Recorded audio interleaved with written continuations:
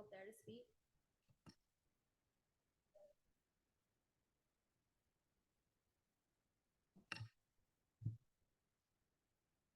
Welcome to our District 3 neighborhood meeting tonight. My name is Sean Hilton. I am the vice chair. We will excuse Brian, who is our chair. He is away with family on vacation, I believe. Brooke's here with me. She's the other vice chair. And I'm not sure if we have any board members online, but anyway, that's who we are. We're glad that you're here with us tonight. Let's go ahead and we do start these with, do we do the Pledge of Allegiance and a prayer, or?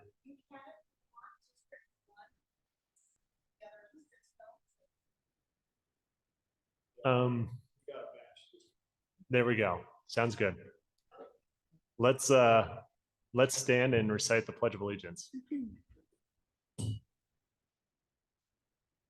I pledge allegiance to the flag of the United States of America and to the republic for which it stands, one nation, under God, indivisible, with liberty and justice for all. I hate to call on anyone for a prayer. Are there any volunteers? If not, I could go ahead and say one. That'd be great. Will you please come up and turn the mic on? Either one, I believe. There may be a button that does he need to press a button anywhere? Green, I think. Yeah, it's on. Yeah. Our dear Heavenly Father, we're grateful to come here together as a neighborhood and ask you to help us as we seek to be engaged in our community and help out where we can. Please bless those that are presenting, that all will go well and that we will have a good understanding of what's happening in our area and we can give good insight. And we say these things in the name of Jesus Christ. Amen. Thank you. Well, we'll start at the top there, connecting 2470 West to Lakeshore Drive. And we have Vern Keeslar here, who's the Provo City Traffic Manager. Is that the right title for you? That will work, yes. Okay. Nice to be here. I was asked to talk a little bit about the connection of 2470 West from 560 South to Lakeview Parkway. And I guess next slide will go on. The current citywide transportation master plan was adopted in 2020. Do we have a pointer by chance?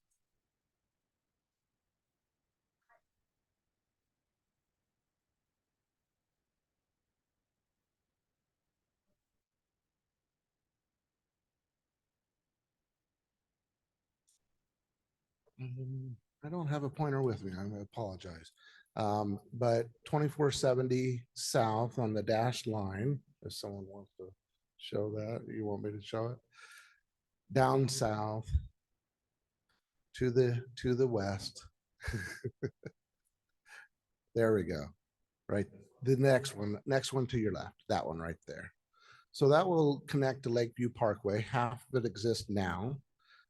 Originally, this was supposed to be development driven, but in this particular case, the city is the developer. We're building a 100-acre regional park down there, and we have to have access to this park.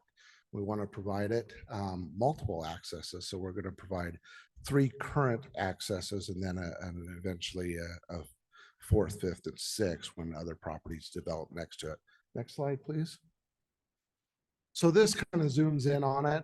From 560 South, you can see from Lakeview Parkway, where Sean is pointing, you can see that road is going to come up. There will be a traffic signal there. In fact, we just started the construction of that signal. There will be a double left turn onto Lakeview Parkway to clear out the park when we have lots of activities going on there. So this was originally identified in the 2012 transportation master plan. And like I said, it was going to be development driven by personal property owners, but in this particular case, it's now the city. Let's go on to the next one. You can see let's go back once. You can see our collector and arterial system. So the red is our arterials, the blue is our collectors, and the yellow or orange is our minor arterials. So that's 2050 West. Eventually that extension of Geneva Road will connect all the way down to Lakeview Parkway. Okay. And then finally, let's take a look at the park. You can see that it's 100 acres, over 1,700 parking spaces, lots of soccer fields and pickleball courts, a couple of playgrounds. And then, like I said, we'll have 2 new traffic signals. So the primary way, the fastest way, and the quickest way will be to access this park via Lakeview Parkway. However, this is for residents, right? And so residents need to have access from the north to access it so they don't have to drive around all the way back to 515 or over to Lakeview Parkway and down and around. So that's it. That's all I have. I'm happy to answer any questions. We're really excited about this. Both traffic lights are under construction right now. The first one is right there on 2470, and then the next one is going to be down at 2770 right there as it comes into Lakeview Parkway.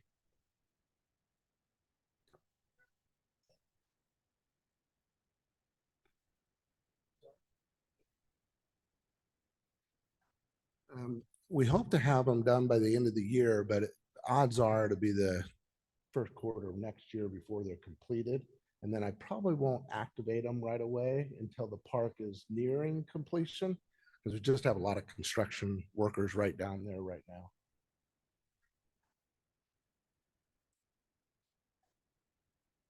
$2470 will get connected this next spring. I don't know the cost of that, no. Yes, that roundabout will be, we're actually doing a minor modification to that roundabout because I cannot show the leg going to the east. So it'll be a 3-legged roundabout until and if the property ever develops to the east.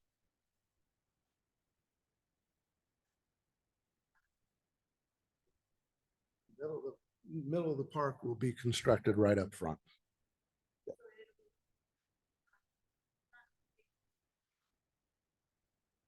Yeah, it'll be constructed before opening day. Yep.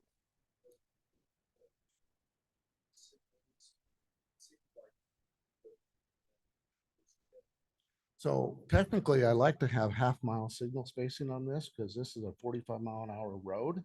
And so odds are it'd be a little bit before that signal over there is warranted. But believe me, when we have a turnover of 750 coming in and 750 leaving, we're going to need them. So it's a little closer than I'd like. I'd like half-mile spacing. This is about a quarter-mile for that one, but the rest of the plan shows about half-mile spacing.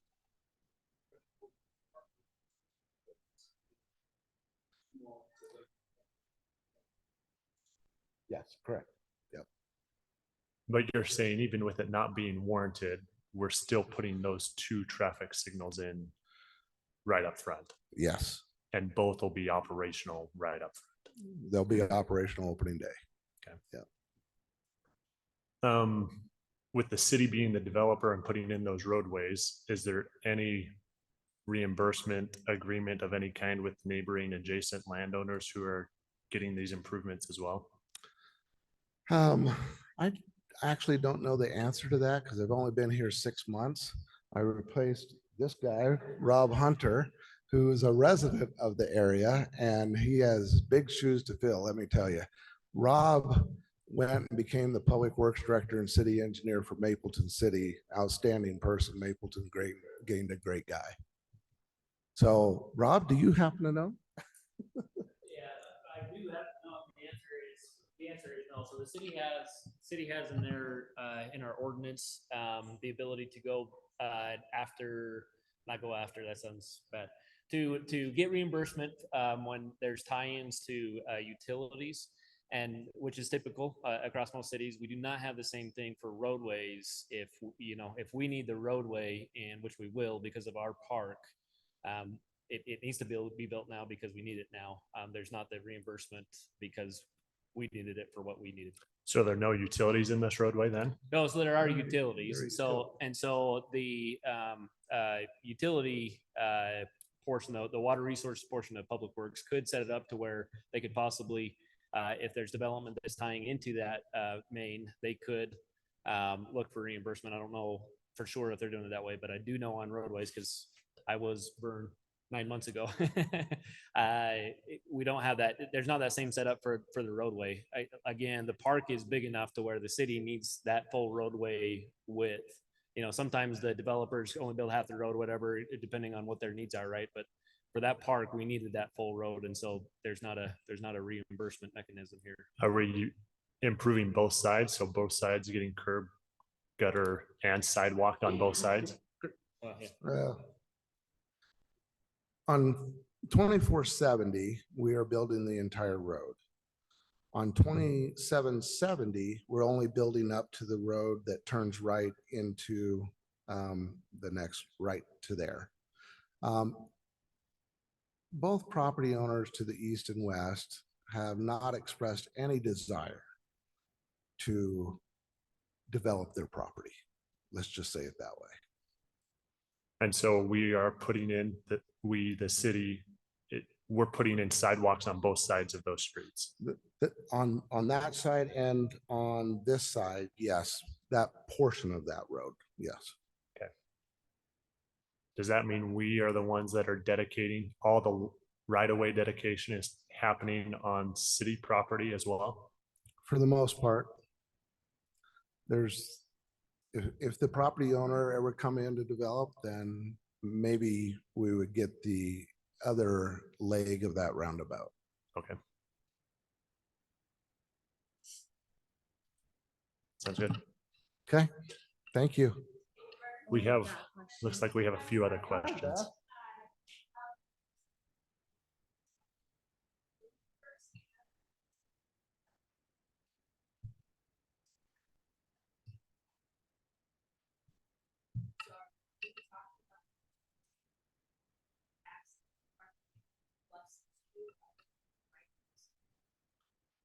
2470 will and 2770 will, but there's no access in between those.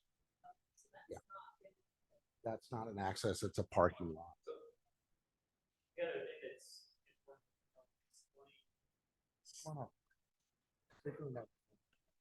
So 2770, 2470 was always shown on the transportation master plan. 2770 is also the exit from the airport, which is going through an expansion right now too. So that's kind of what necessitated, it worked out for both needs. So that's why that was added. Absolutely.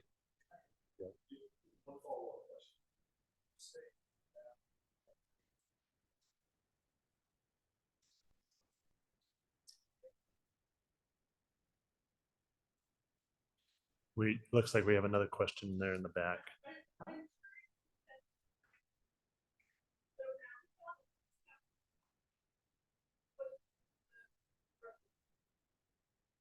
Actually, I don't know that road has been titled yet. In fact, none of these roads have been named street names. They've just been the north and south names. Do you know what south that is? No, I don't. Okay. No.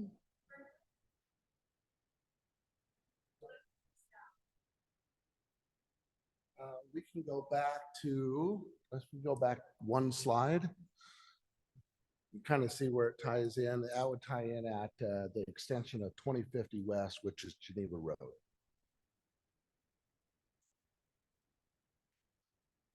And that other blue line going across there is where the roundabout would be. Yeah, that's it. Yeah, it's right about there. Yeah.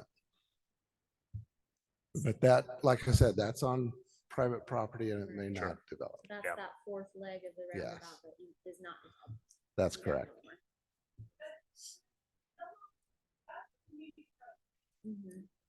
Yes, that's, it would be a minor arterial connecting Geneva Road south from Center Street. Part of it exists.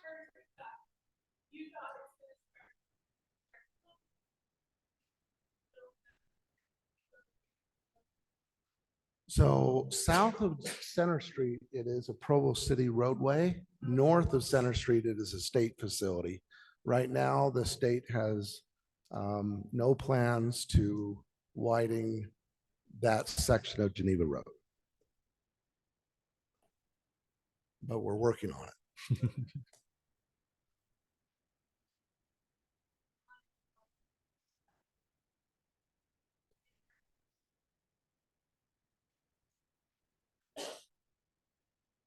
You're getting into specifics, Becky, that I know nothing about.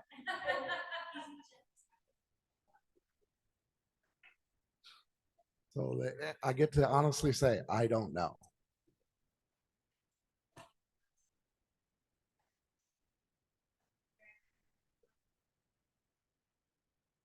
I just don't know. Anything else? This is pretty exciting. I can't believe that many people are interested in this road connection. That's right.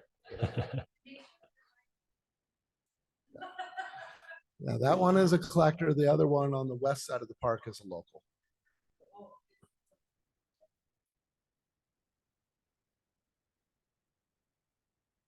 Thank you for your time. I hope that was informative. Very helpful. Thank Okay. you very much. Thanks. Appreciate you being here.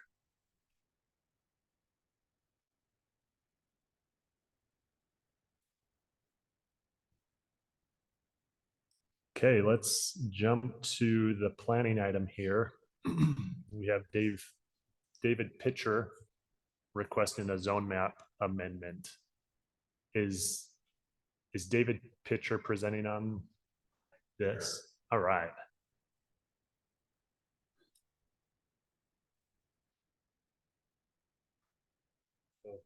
I'm a little unclear. This isn't a like a planning commission meeting, correct? It's It's not. just to inform the neighborhood about it.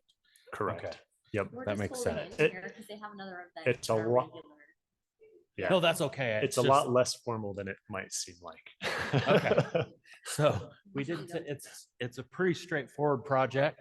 There were a couple slides that we provided. I wasn't sure what the city would be producing as from our packet versus what we sent, but there was just the top picture there is essentially the current parcels. You can see there's several lines that go through there because there were a lot of boundary issues and overlap. It took us quite a bit of time to get that worked out.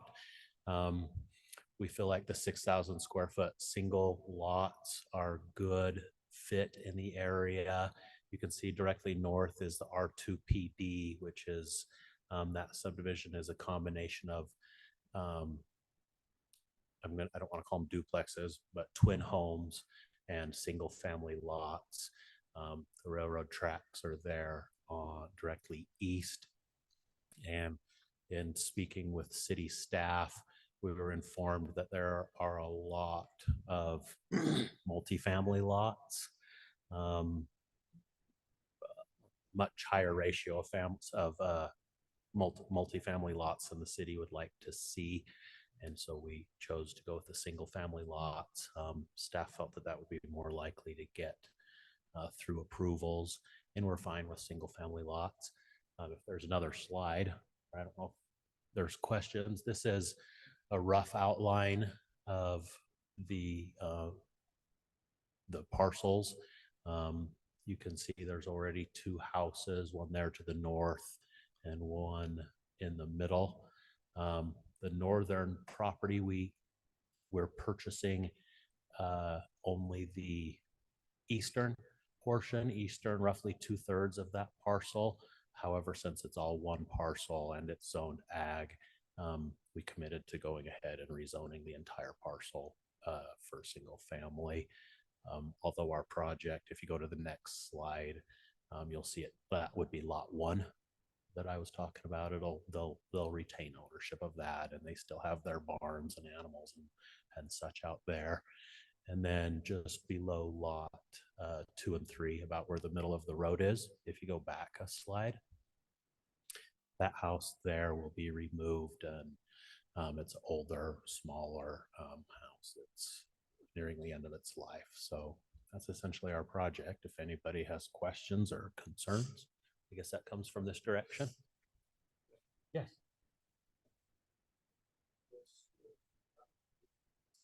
Oh, good question.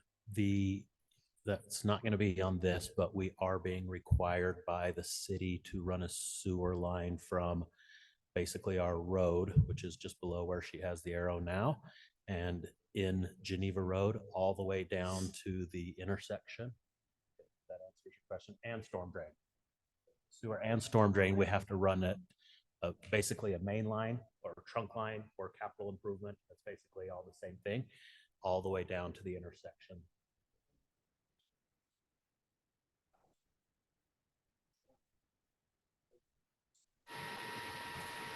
I have a question. Sorry, that must be someone online. Yes, yes, I'm online.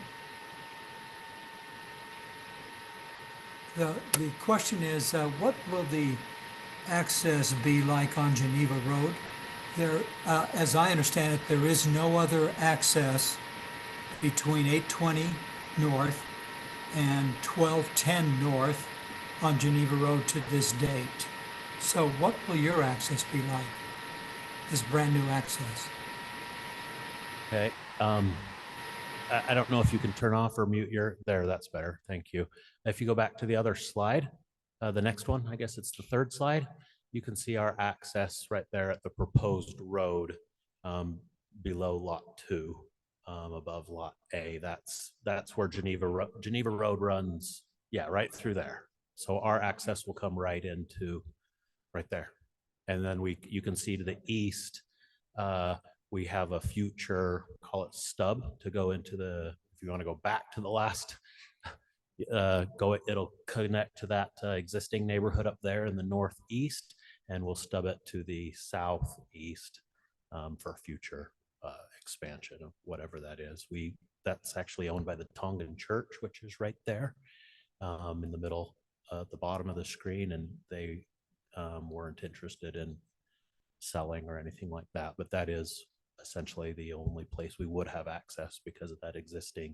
It's actually a relatively new house up there in the northwest corner.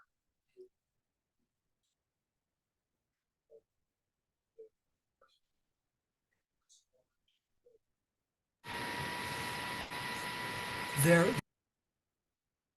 So, I'm sorry. So people on Zoom cannot hear you unless you're talking. So we have some questions So okay, the person on Zoom, we have an there was another gentleman asking a question, and we'll answer his question. And maybe just restate that question just real quick. Yeah. And then if we have any questions moving forward, let's come to the mic here so that people online can hear those questions being asked as well. Go ahead. Yeah, my question is just along Geneva Road, all of from 820 North to your new access. Are they into the public sewer system, or are they septic? Or do they need to tie into the system? I guess I'm back on. I'm not certain if those people are tied in or not. Yeah, my understanding is that there is a line in that road, but it's too small. So I'm not sure if they're on septic or not, but we have a member of the community stating that they are on septic.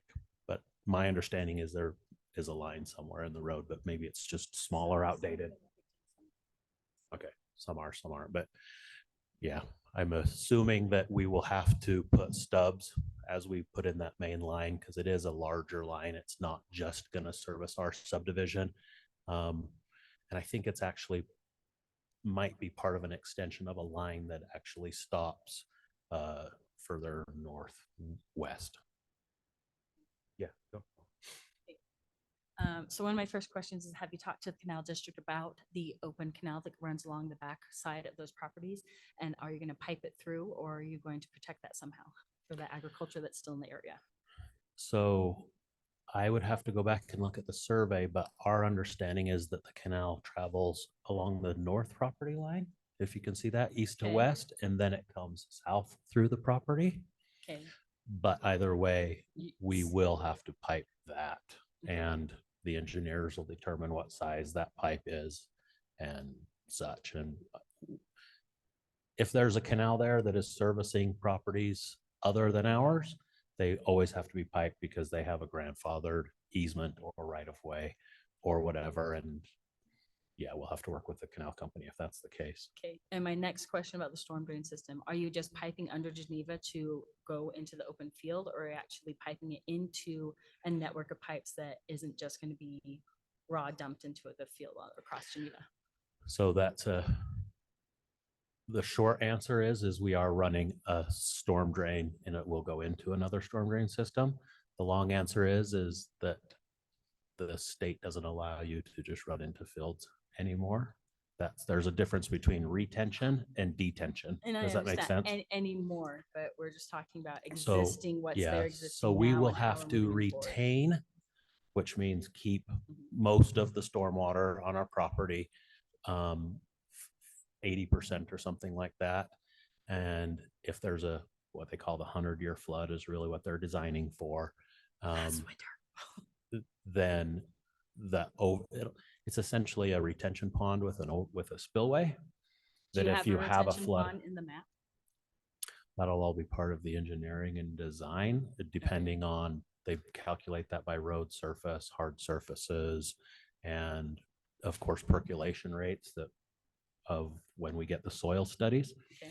But we're not that far along because our first step is technically to do a zone change before we get into construction drawings and soil studies and Okay, such. so about the zone change then, so my question is, there's a lot of agricultural still in this area, and there are many people who want to retain agriculture in the area if they can, not force people to keep their agriculture, but to allow other people to come in and do it on a smaller scale. Is there a way to zone it to a RA 0.6 instead of just an R 1.6? Maybe that's a question for you guys versus you. To be honest, you I don't know understand the what an difference? RA 0.6 It's is. a residential agriculture that you could do with 6,000 square foot lots, unless they've changed for the last, have they changed it? I'm not sure. Okay, I'm not sure on the answer to that. But I guess it's something that they could possibly look into. It's just that's not what they're requesting at this time. They're asking for residential for R16. and so the people who have existing agriculture turned into houses and they could keep the content, which they would be grandfathered. But if somebody were to take over their housing, do that. So that lot, that first lot, only that one lot, I don't know the answer to that question. That would be my question, and I know personally, and yes, they may not kill them. But the other question about is that first lot, you've got the road coming off Geneva. Can you come up to the mic again? You've got the road coming off Geneva and then connecting into Reese Drive on the back side. So that first lot plus those other houses that are not a part of this zone change, how would those be serviced in the future if a developer were to come in? Is there enough room between where you're accessing and then 1210 North that you would be able to put a cul-de-sac access?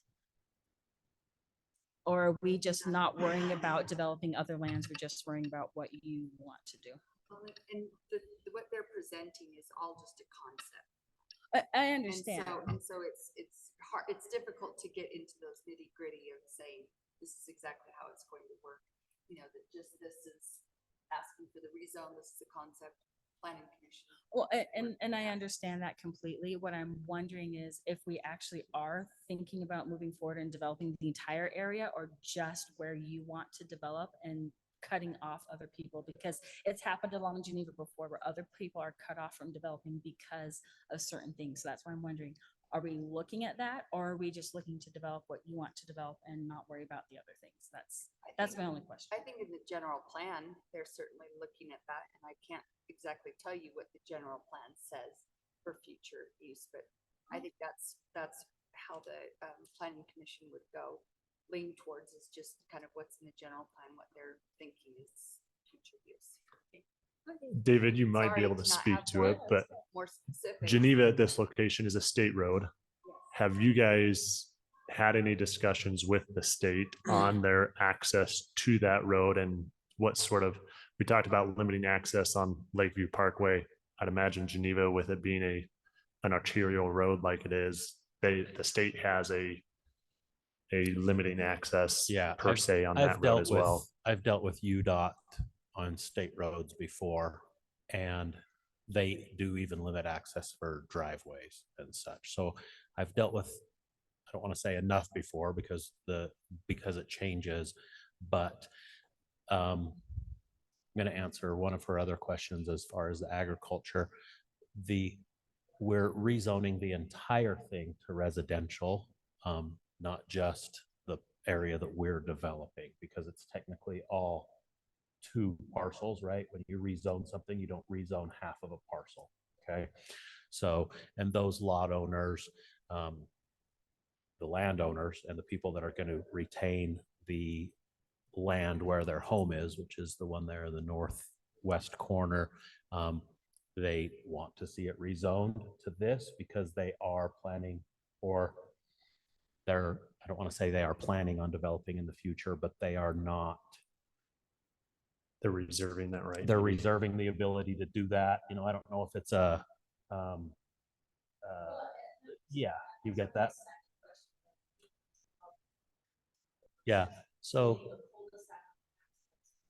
yeah, exactly. So, and that's, of course, we can't, because the people in the middle there, you can see on the little two forks, are not part of this. We can't plan for their future access or even apply to rezone their property because they're just not part of it. But our concept plan, if you go back to the next slide, the other road that would come down, it really comes down, I can't see what that number is, but there is enough room for a cul-de-sac and a lot. Basically, the cul-de-sac would be right there where the number 1 is, if that makes any sense. And that would allow development of their parcel. Well, they wouldn't need a road access off of Geneva unless those people tear down their house, which is a relatively new house. Does that make any sense? They're not going to have whatever cul-de-sac comes down. If you want to go back to the other slide again, isn't going to go right through the middle of their home. So they'll be coming off of through that other subdivision into that cul-de-sac right there. And then of course we've planned for everything further to the south as best we can. Go ahead. Okay. So I'm that landowner on that north side, and with the of lot 1. Of lot 1. Awesome. And so Of the whole property right of here. the whole property right now. Okay. So with the cul-de-sac there, that only allows me one road access into that future development some point when I'm done with my little farming experiment. Okay. So is that going to be okay as far as the city planning? That's what I would like to know. Or do we need to change his lot plan? No. And she's been really helpful. And that would all come down. Because This if is I a zone understood change. it, Oh, is yeah. that I needed 2 accesses, right? 2 roads. I'm certainly not going to say one way or another. I'm not a.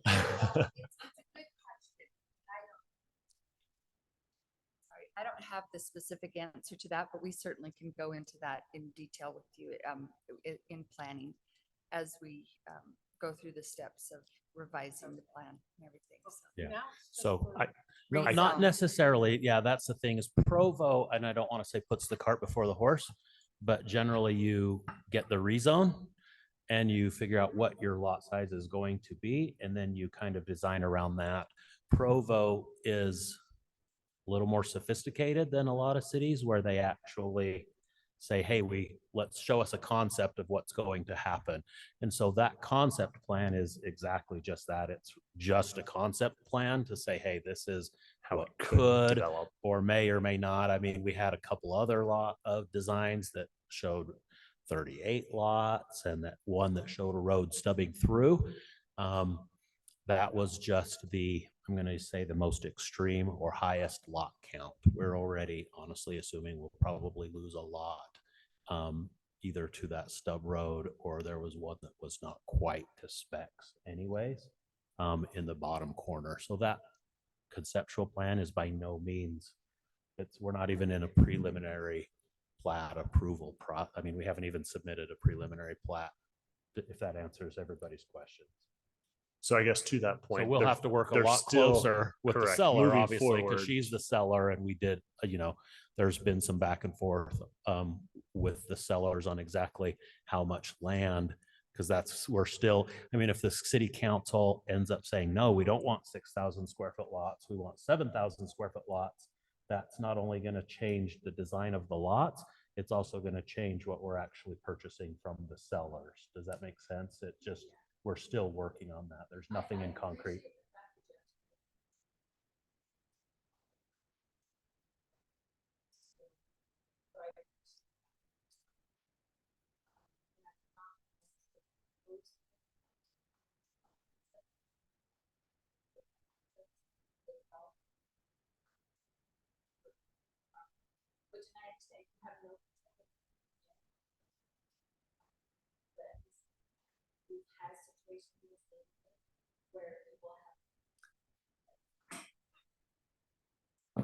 Thank you.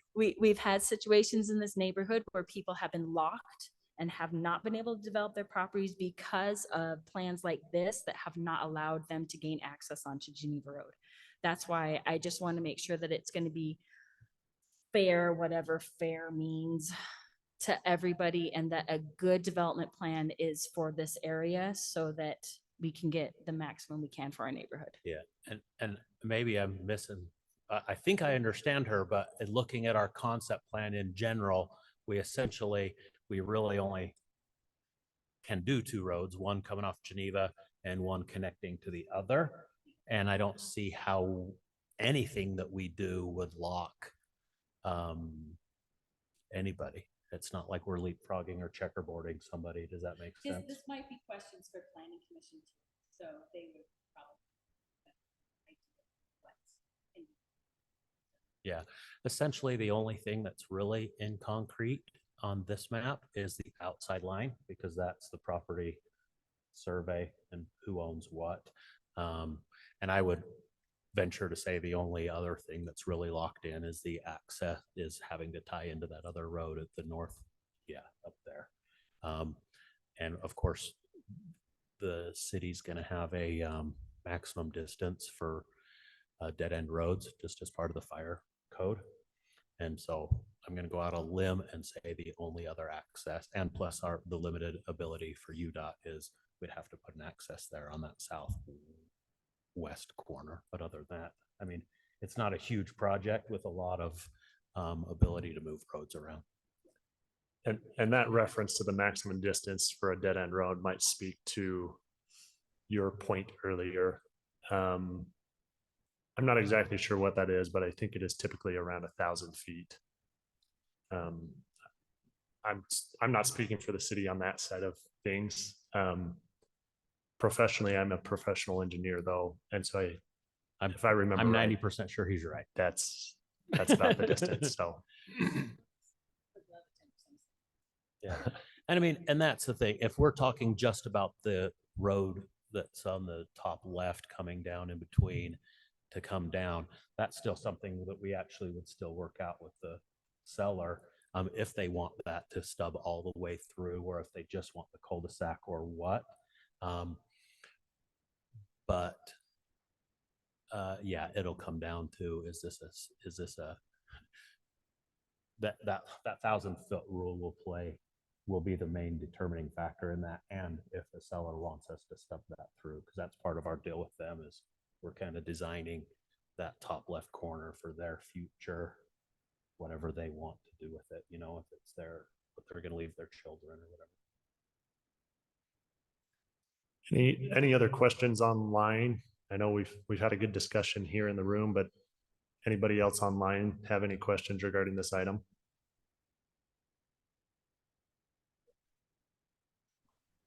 This is Brian Voigt. I have just one. Has there been traffic considerations? I know this is concept, but that for the amount of traffic that it would add to Geneva Road, which is already thickening? And would there be stoplights put in on some of these access areas? I'll let the city planner talk to that one. I still think that it's kind of too early to be able to say where, and, you know, they're going to look at all of these things about traffic and how much it's going to produce. But since it's just a rezone, it's really hard to get into those details on whether or not it's going to be a light, you know, what kind of demand there will be. So. Thank you. Just one further question, just for my own education clarification. So even though this is a concept one, wouldn't it be prudent to kind of know some of those things before rezoning is approved? Not necessarily, because I think that the city staff are very equipped to, it's hard to just talk to, very equipped to calculate and project what things are going to be needed. And so they're very conscious about planning that. And so there will be lots of discussion between developer and staff to make that to be the most efficient and wise use of the land in the area. Okay, great. Thank you. Thank you, David. Appreciate you being here tonight. Thank you.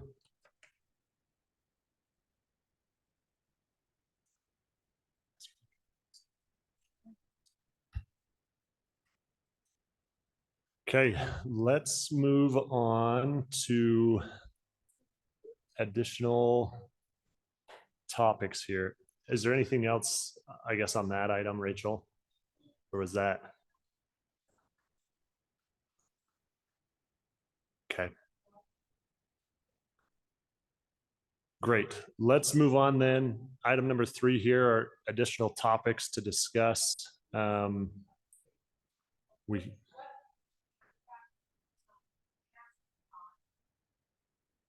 Yeah, Todd, is he online? Todd, do you have a question regarding any of the previous 2 items we've discussed? No, I'm good. Awesome. So first off here on additional topics, we have a report regarding the cleanup event we had. Was it just this last weekend we did that? Yes, right, it was Saturday. I think just Matt and Aaron were there. It was Matt online. Or are you doing it? Rachel?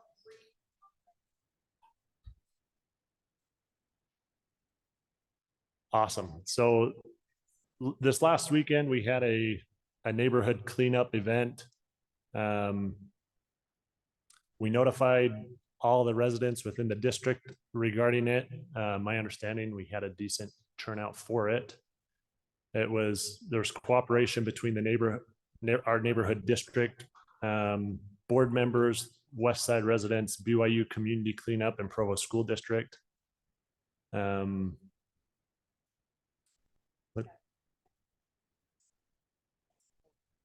Joseph Fuge, he was the executive director. It's quite the title. For the community cleanup event. So this statement is from him. It looks like the project went fantastically. We had around 30 volunteers from BYU come, along with a few members of the Provo community, and almost weeded the entire roadside in just 2 hours. So awesome event, and we really appreciate them making the time and effort for our neighborhood. And let me just explain about this event. So a resident in District 3 contacted me and said, hey, there's a lot of weeds and trash on Lakeview Parkway, just right across from the football field, which is technically not Provo High property. It's kind of no man's land. It's right against the county. And so she reached out to me. I reached out to Community Cleanup, is a club at BYU. And so I reached out to them, and then we also reached out to Provo School District. We sent it out on social media and in the newsletter for people. And it sounded like they had about 30 people come, possibly more. We'll have to get numbers because those volunteer hours can go towards your matching grant project. So we'll need to make sure that you get, I think Arian, whoever else was there, if they have a list of how many workers, but we know at least 30 for 2 hours each. Yeah, Becky? Oh, were you? Uh-huh.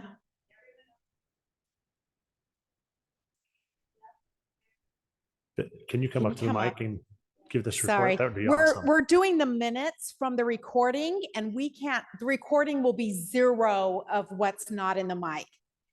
So. And Arian's just gonna have to read my mind and I guess what I'm know. saying. So from the community, there was Arian, there was myself and my husband. So there were the 3 of us and then a bunch of BYU volunteers, which is really amazing. Those kids were really amazing. It's awesome. And we pulled all those weeds up. And I think we were the only ones to bring trash bags, so we only had 2. And so we thought, okay, what are we gonna do? And so Arian made some kind of an agreement with Rachel that if we pulled the weeds and stacked them up into these big piles, that the city would come and take care of those on Monday. So I'm gonna I assume that's what have they did. not heard any of this, so. Oh. Yeah, sorry. I reached out to So- Provo School District and asked them to provide trash, but I mean, So some type maybe of- somebody should run up there and make sure that those Make sure piles those are aren't still done. there. yeah. Yeah, because that's where we left it is, but it was like an hour and a half for whoever was there. So Yeah. if there were 30 students and the other 3 of us, that's 33 times an hour and a half is how many hours we got for this project. Okay, so we'll want to Awesome. write them down. And this BYU group. Arian has them. Oh, okay. Oh, She wrote excellent. them all. She had them all. Nice. She's organized. She's got everything. Yeah, and this BYU group is desperate for ideas for cleanup. Every week they contact me asking if there's anything that needs to be cleaned up in Provo. And I reach out to the districts and no one gives me any ideas. So luckily, just a random citizen emailed me and said, can you clean up this area? And they were super excited about it. Very cool. Awesome.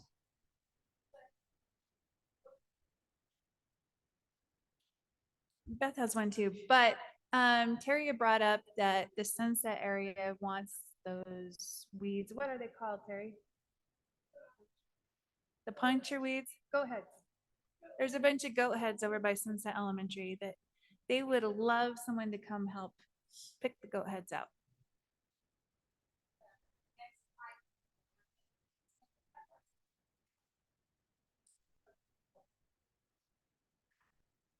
So yeah, that was a perfect lead in here for number B or item B here under additional topics. We're looking for additional volunteer projects within the community that we can not only utilize this awesome group from BYU, but try to utilize the community as a whole and get out and improve the neighborhood as a whole. So sounds like there's some goat heads over by Sunset View Elementary. Do you know specifics on that, Becky, regarding, I mean, is it? Terry, could you give us at least an idea of specifics? Is that just along the roadway? Is it, there's a big grass field, I guess? Are we having problems in the grass field there No, to the north of the elementary It's in school? the or- park strip on 1600 West. Sometimes the city or the school district maintenance, I guess Parks and Rec, they clean it up and sometimes they don't. I haven't driven on 1600 West in a while, so someone might need to check that. They're, but it's that street. Yeah, Okay. It causes flat tires for bikes. For bikes and kids riding their bikes and whatnot to school. Any other ideas regarding volunteer projects within the district?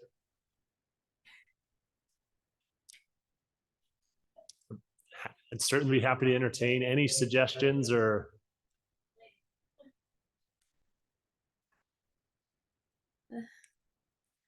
So by the school, that's on the, is that on like the west side of the school then? The park strip on the west side of Sunset View? running north and south. Okay. I'll have to check that. Is anyone, I'm never on that side because I have a kindergartner. So-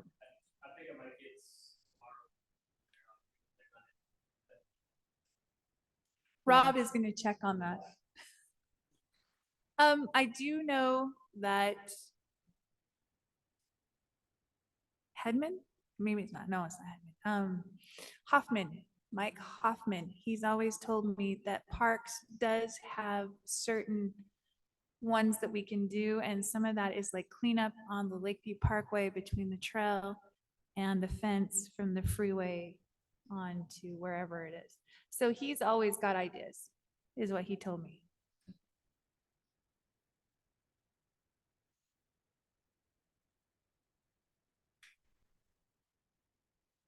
Okay.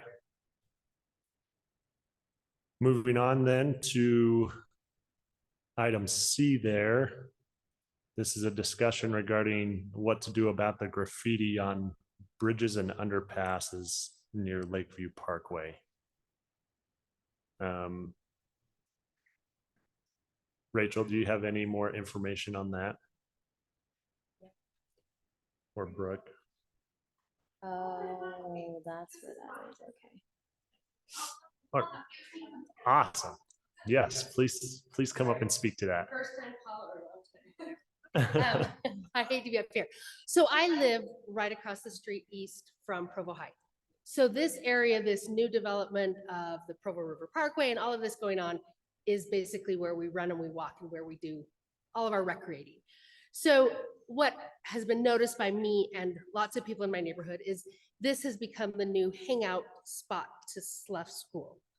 And we'll pretty routinely see groups of kids that'll come up because I run along and I bike along that trail all the time. And so we're talking Lakeview Parkway, where the two new bridges are over the that go Provo over the River. river, go over the Provo River. And it's a prime area to create a problem because as you can tell kind of in that top left corner, both of those underpasses right now are dead ends. They have not connected through. And so it's really low risk for anybody who wants to create trouble down there because there's not people who will just naturally be coming along the trail to see you or to catch you or whatever. It's just dead end areas. And so like I say, I've seen groups of kids that you'll see them kind of pop up out of there and, you know, saunter their way back to school or wherever else they saunter off to. And so a couple weeks ago, maybe a month ago, I just walked down there because I had seen a few things. This bridge up here, this is up top, this bottom picture's up at the very top along the road. And that had been there for quite a while. And I called Provo City once and called them again. And that's what kind of spurred me on. So then I went down underneath and found all this other graffiti. And that's all new. I mean, these bridges just barely got finished. So that's all new. And so I kind of got on a little bandwagon and emailed the city and the police and the schools and everybody. And I can report though that all of this that you're seeing right now is gone within the last week and a half, 2 weeks. That has all been fixed. This utility box is new. So they've come back and done that one now. But everything that was cemented looks almost like they've painted it over with cement, if that makes sense. I've been working, I've dealt with a couple of different officers, the school resource officer from the high school, as well as one of the other officers. I also have a friend who works at Provo High dealing with naughty kids. And I know that she said it's been brought up there and that they've got the school resource officers trying to have a little bit better idea. My understanding is they're trying to get some trail cameras put up down there so that they can then identify who exactly is creating the problem. But my big concern was just, this is an area where it'd be very easy for groups to decide that that's now their world and their realm, and which defeats the entire purpose of having a nice, safe place that people can bike and ride and everything else. So when you talked to Officer Waters, did he talk about like stepping up patrols there or? His was just an anything? email, and all it was just letting me know that they were looking at having it taken care of by the gang task force. Okay. But I have not heard anything specifically about patrols, which seems like a fairly simple solution. Right. To kind of hang out and watch Okay. who goes there, but I have not heard anything specific about that. So I'm the one working with our COP officer on, Fantastic. so I can talk to them. Sorry, got a frog in my throat. I can talk to them and let them know that that's happening and see what they can do as far as getting out there more often on a regular basis. Do you know, when you talked about the trail cams, was it through the school district or through the I've heard a couple police? different things. Okay. So one of the officers, when we had some email response or email exchange, the answer was, hey, we can try to see if we can get funding for cameras. Okay. I've heard from my friend who works at the high school, and so I'm guessing those are Provo district that was trying to work that out. My response, but the honest answer is, like I say, I have not been involved in this realm and decided there are things that bother me, and so maybe I should get involved so I can help be solutions. And one of the responses I sent back to the officer, and haven't heard one way or the other, I have access to trail cams. And so if it's a question of Just throwing them we up. just need them, or Right. if it's a question of the police won't take them down if I place them, I have access to trail cams that can be put up, and then they're Right. just, you know, motion activated. So I assume the issue is cost, because that's real world. And so I'm guessing that's probably the biggest hindrance. And so, like I say, it's more of a question of, I'm not sure who Right. to ask, and don't really want to put up, you know, trail cams and have somebody, the cops come take them down. Okay. But that is something that Okay. could be accessed. That's something I can speak with them as well, if it needs to do it. Yeah, and I sent a follow-up email, didn't hear anything back on that. So also, if you have some connection, like I say, if that's the issue, I do have access to trail cameras that we can put up. Okay.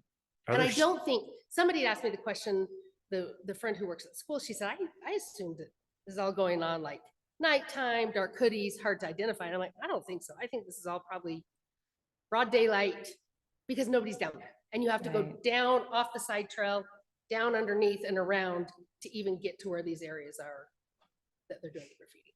Right. Gotcha. No, That's what I am. thank you very much. We appreciate that. Yeah, I guess maybe we report on whatever you hear back on in our next meeting on what we learned from Officer Waters, our COP officer. Yeah, I'll definitely talk to them, see what they can do for us. Awesome. Thank you for bringing that up. Appreciate it. Anybody online have any thoughts or discussion points to any of those three items, 3A, B, or C? Okay.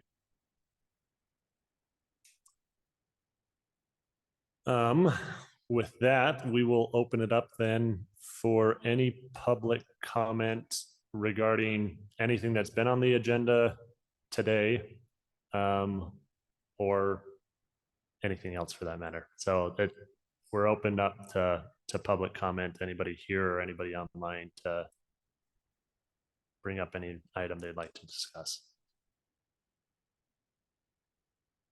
Please come forward.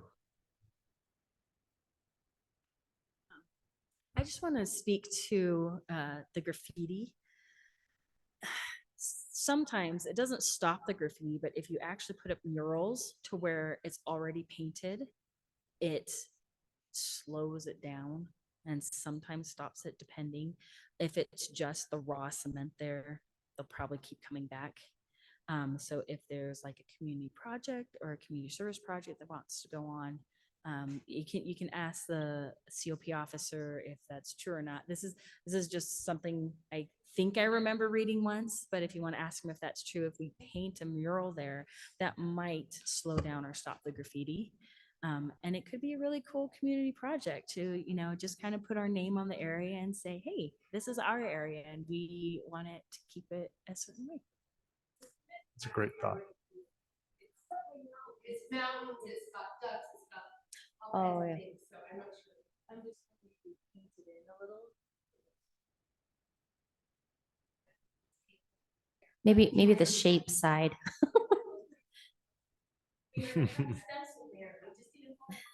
Right. Terry, did you have a question? Oh, no. Public comment. Oh. Hi, I'm Terry McCabe from the school board, and one of the things that we mentioned in our Tuesday school board meeting is we need input from the public. If you want us to continue Camp Big Springs for 5th graders, if you have an opinion, please email me or the rest of the board. That's it. I've got a question for you, Terry. You may not know, but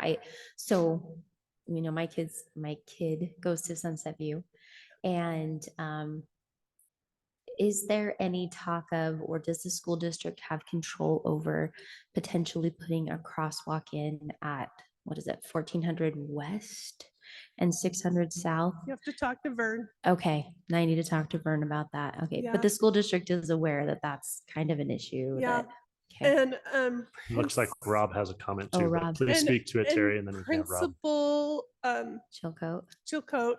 had a meeting with Vern last week Uh-huh. about that very issue. So, Right. I think next week is PTA meeting at Sunset View, so he might give a update on that at that time. Okay, but that's not a school district thing. That's more like a city. Yep, that's a city thing, but we can say please, Right. right? I've just Rob? noticed We that's a can say, big. Please. I know that the kids right now are supposed to go all the way down to the crosswalk at the stop sign and go around, but especially for people with kids in kindergarten, they just don't want to Oh, go yeah. that far. And there's no sidewalk on the south side of the street. Yeah, there's no so- sidewalk. Yeah, so you got kids so just they're going on gonna the. get it goat heads and puncture Yeah, their tires. exactly. So everyone pretty much just crosses up. Yeah, so I can't, I just barely spoke with them about this. They are for right now, they have money from UDOT, the Safe Routes to School thing. But it's not gonna cover doing full curb gutter sidewalk by in the right of way that's needed. And so for now, they are going to do an asphalt trail off from, there'll be a separation between the road and that to be a temporary hard surface where kids can ride their bike down to the crosswalk until they can put together the money for curb gutter sidewalk by and right away, doing everything to Okay. fully build out the road. So it'll be on the south side of 600. Yeah, from 1400 West there, All the way where down. Kelshaw comes Plus, down Okay. over You to have the to crosswalk. convince the neighbors that they need a sidewalk, because there's some neighbors who don't want a sidewalk in front Oh, of their house. is it because they have to pay for it though? Unless we can find a grant to pay for it. Okay, because I know usually if it's post, then the residents have to pay for the sidewalk, but. So at this time, there are no plans to put a crosswalk at 1400 West. No, because I think likely if there was a crosswalk, and maybe Terry, you could even speak to this. I know in my working with the police, a crosswalk there will likely require another crossing guard, and they have a hard time filling all the crosswalks that they've already got. So that's probably part of the discussion, but a lot of it, like I said, they found a grant to be able to do a pathway over. And so it is may not be the, I guess, solution that absolutely everybody wants, but it is a temporary solution until they can find the money to fully build out the road. And Shoreline Middle School will be open fall of 24, which is, less than a year from now. So traffic patterns might change and so then talk to Vern. That's my advice. Okay. I'm going to chime in a little bit too, because Terry and I have talked about this, and I've talked to Vern a little bit about this. So what Vern is trying to do, so Rob is an amazing pioneer at what he has done when he was with Provo City. He worked really well with the schools and with the district in order to get safe routes to school. But what has happened over the years is the plan that what happens is community council comes up with a safe route to school for school. Okay. And then they meet with the city, and the city has certain regulations they have to do, like crosswalks have to be so far apart. There's warrants. You have to have so many kids, and just these different things. Well, what they're finding, what Vern is finding, is what is posted on each school's safe routes to school is not the safe route to school. And the schools are not sitting down with the families and saying, this is the safe route to school. So crossing at 1400 West is not the safe route to school. The safe route to school is to cross on the south side, to go to 1600 West and cross there. Right. And so the city does have restrictions. The city is trying to get all of that cleaned up. It's not just Sunset, it's all the elementaries across the city. And so they're trying to get all those maps lined up and trying to get the principals to sit down with all those parents at a meeting, because it's happening a lot. Franklin's even got it at different points where they're not crossing where the safe routes are. And then if that education comes through, then that is the point that we kind of want to hit, is this is the educational route. This is what needs to happen. If you cross at 1400, that's not the safe route. That's where you're going to have more traffic and cause for accidents. Right. Do you have any more questions for me? Anybody? Thank you. Yes, thanks, Terry. Any other public comments here or anybody online?